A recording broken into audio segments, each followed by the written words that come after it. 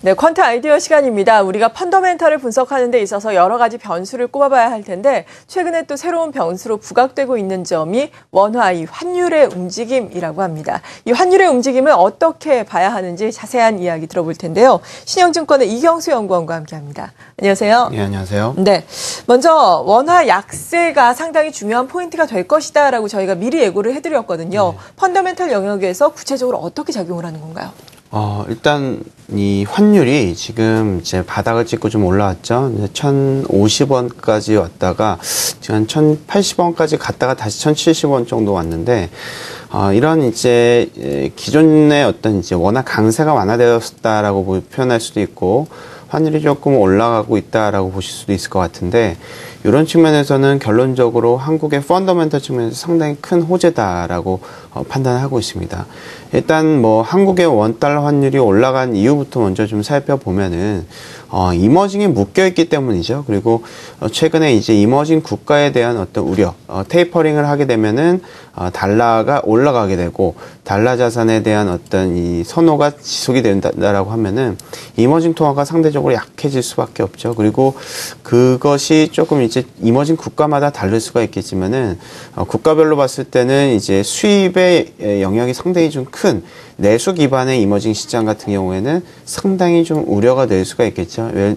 왜냐하면은 자국 통화 가치가 약해졌기 때문에 수입 물가가 올라가게 될 수밖에 없어서 전반적인 이제 국민들이 어떤 이 소비의 어떤 상당히 어려움을 겪을 수가 있고 여러 가지 측면에서 좀 부담이 될 수가 있다라는 것이죠. 다만 한국 같은 경우에는 이제 한국 기업들 안에서 봤을 때 이제 수출주의 비중 자체가 상당히 크기 때문에 원화 약세가 수입 물가를 올리는 상황은 여타 이머징 국가하고 마찬가지겠지만 이런 악재를 좀 상쇄시키면서 전반적인 GDP를 올릴 수 있는 상당히 좀 좋은 환경이다라고 보시면 될 것 같습니다. 그래서 뒤에서도 언급이 되겠지만은 지금 한국이라든지 대만, 뭐 인도, 중국 이런 이 국가들 같은 경우에는 여타 이머징 증시보다는 상대적으로 자국 통화가 약세가 됨에 있어서의 상당히 큰 상대적인 수혜가 될 수가 있다라고 판단합니다. 그래서 전반적으로 봤을 때는 이제 환율이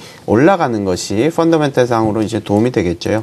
그래서 도표를 좀 살펴보시면요. 네. 환율이라고 하면은 이제 원화 약세 완화, 원화 강세 완화라고 표현을 할 수가 있겠죠.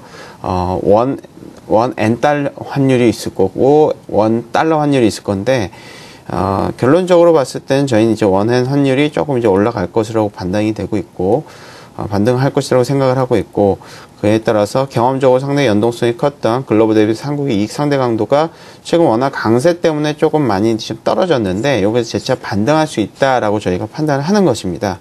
그리고 다음 차트 보시면은 원달러 환율도 마찬가지겠죠.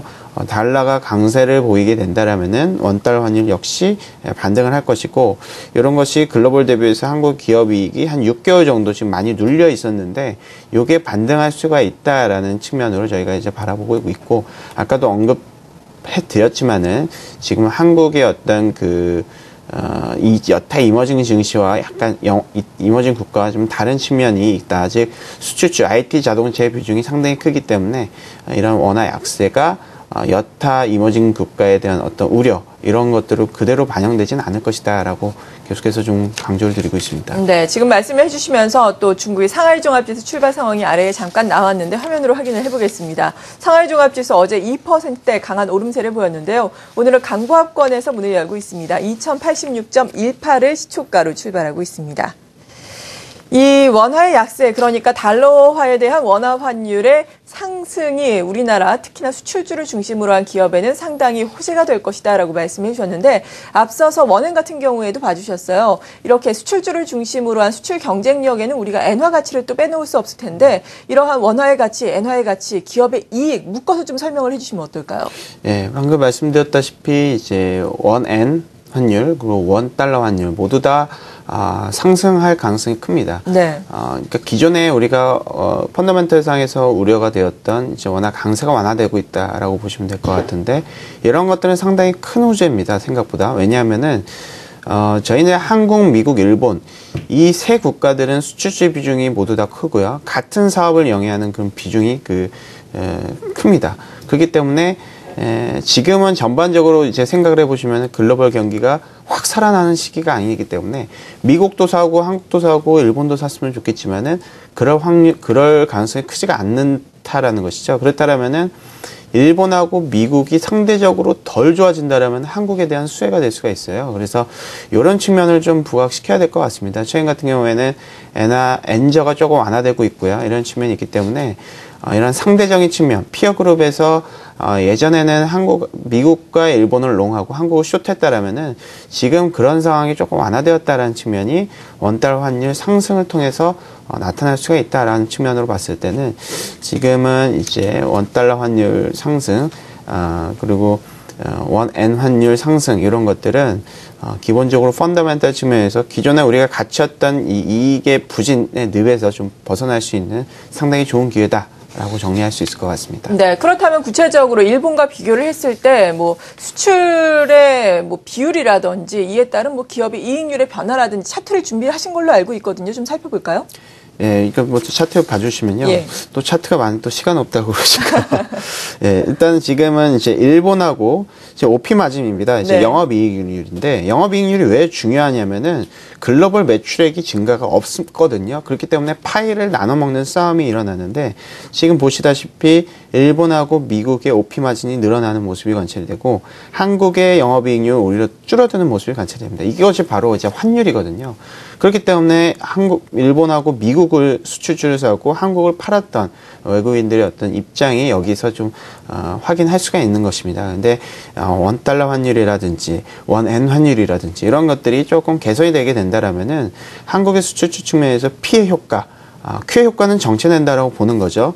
피해 효과에서는 좋을 수가 있기 때문에 전반적인 파일을 우리가 가져올 수 있다라는 측면에서 우리는 이제 기존에 우리가 이제 상당히 IT라든지 자동차 펀더멘털은 좋으면서도 환율 때문에 상당히 부담된 부분, 미국이라든지 일본에 밀린 부분이 완화될 수가 있다는 것입니다. 일본하고 미국 같은 이런 글로벌 대비해서 한국의 수출주의 지금 디스카운트율이 50%거든요.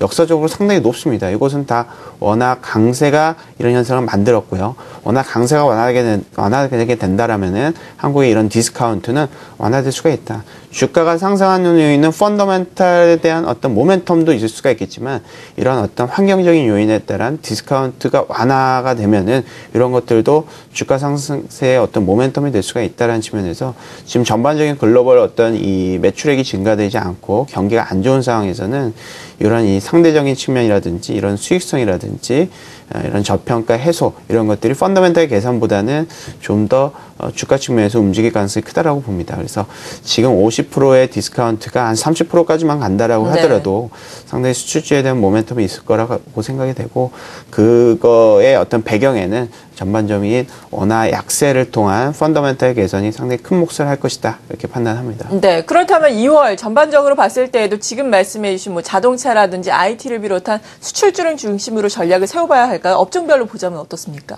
일단 그렇게 생각을 하고 있습니다. 예. IT, 자동차나 개별 종목 이렇게 생각을 하고 있거든요.